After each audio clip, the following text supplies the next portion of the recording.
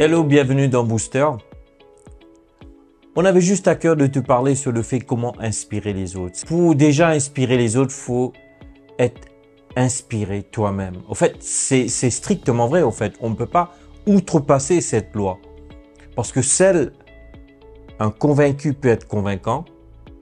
Seule une personne inspirée peut inspirer les autres. Maintenant, pour moi, quand je regarde, au fait, puisqu'on est croyant, mon modèle, c'est qui? Jésus. Quand je regarde la vie de Jésus, je me pose la question, comment est-ce qu'il a inspiré ses disciples? Parce qu'aujourd'hui, on a un monde, fais ci, fais ça, mais en fait, tu inspires les autres en faisant toi-même. Lorsque les autres te regardent le faire, au fait, ils vont être inspirés, attirés pour pouvoir faire la même chose. C'est vrai que moi, en tant que prédicateur, souvent je regarde les autres, ils m'inspirent. Bien sûr, je ne veux pas faire des copier-coller, néanmoins, ils m'inspirent. Et quand ils m'inspirent, ça me pousse à aller vers l'excellence, ça me pousse à aller de l'avant, tu vois. Et c'est vrai que ça peut être une frustration, surtout si tu es un chef d'équipe, surtout si tu es un manager, mais comment inspirer les autres? Et moi, j'ai appris ça très jeune dans le Seigneur. Vous savez, quand j'ai commencé dans le ministère, Vanessa et moi, on a commencé très jeune dans le Seigneur, dans le ministère, au fait, mais on a commencé à passer le balai. La dernière fois, on a échangé avec Jonathan, notre fils. Il était surpris. Oui, on passait le balai, on passait la serpillière, on rangeait les chaises. On a commencé là, au fait. Et au fil de l'eau, les autres nous ont vus et ils ont été inspirés pour pouvoir faire. Et de plus en plus, qu'est-ce qui s'est passé? C'est pas parce qu'on est devenu chef. Non, c'est juste que les autres. Et ça me fait penser à une autre expérience que j'ai eue dernièrement. On avait une réunion à l'église. Et puis, on avait terminé. Et comme il fallait ranger la salle, j'ai pris le balai.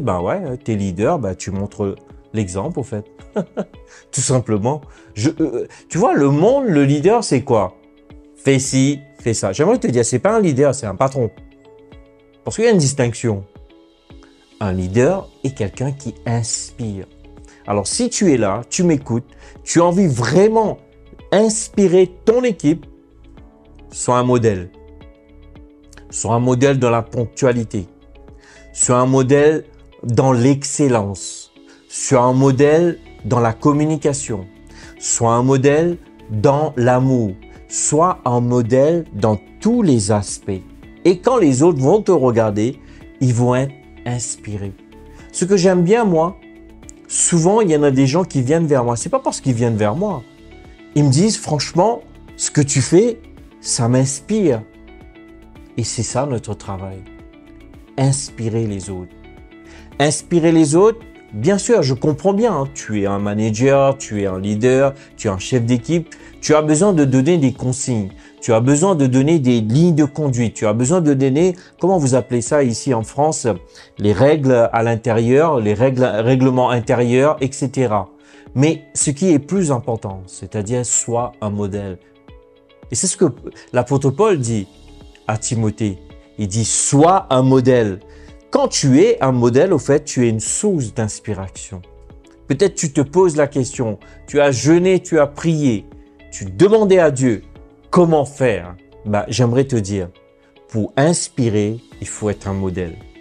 Alors la question se pose, es-tu un modèle? Si tu l'es, es-tu un bon modèle? Si tu te poses cette bonne question, tu auras la réponse. Alors tu auras la clé pour changer cela dans ton équipe, dans ton église, dans ton ministère, dans ta manière de fonctionner. Et ça, c'est hyper important. Un leader est toujours quelqu'un qui paye le prix. C'est toujours lui qui est devant, qui montre comment faire et les autres sont inspirés à le faire. C'est vrai que ça déborde un peu au fait le fait d'un leader parce que pour moi, un leader qui n'inspire pas n'est pas un leader au fait. Un tyran peut-être, mais pas leader. Désolé si je choque, mais c'est une triste réalité aujourd'hui dans le ministère. on a trop de tyrans, pas assez de leaders. Parce qu'un bon leader inspire. Alors, si tu veux inspirer, si tu veux vraiment être cette source d'inspiration, sois le modèle. Parce que c'est ce que Jésus a fait et c'est ce que l'apôtre Paul a fait. Et j'aimerais croire que c'est ce que tu vas commencer à faire.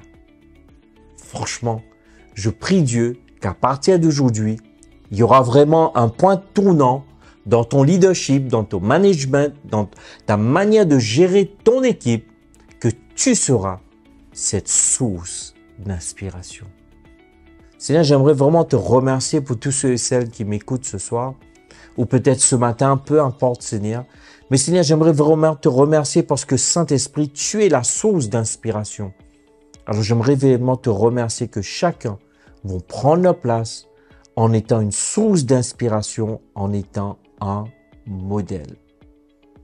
Je te remercie pour cela. Amen. En tout cas, vraiment, merci pour ton temps. Merci pour tes commentaires, tes likes, tes partages et même tes questions. On était en train de discuter juste rapidement avec David pour dire que les questions qu'on aura, peut-être qu'on fera juste une vidéo ou peut-être une série pour répondre à vos questions. N'hésitez pas, continuez à nous l'envoyer. On prend en compte, ne vous inquiétez pas, on reviendra rapidement vers vous. Merci, que Dieu vous bénisse et à très bientôt.